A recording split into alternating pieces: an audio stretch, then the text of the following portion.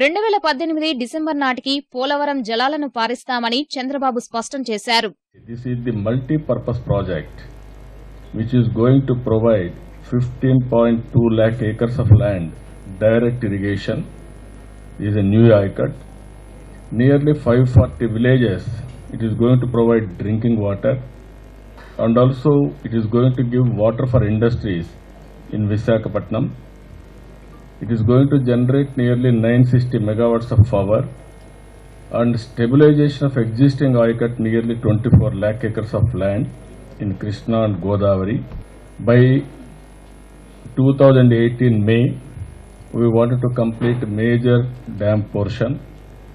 We want to take water and gravity for both canals, left and right canals. By 2018 end December, we want to complete the project at best. I am requesting you and also Honorable Minister of Finance and also Venkaiah Naidu, Honorable State Ministers also to come and witness and also participate in the concrete laying ceremony that we are going to start on 30th. Next month we are having 2 more functions, that is diaphragm wall and also gates, construction of gates also. Then project will start on fast track.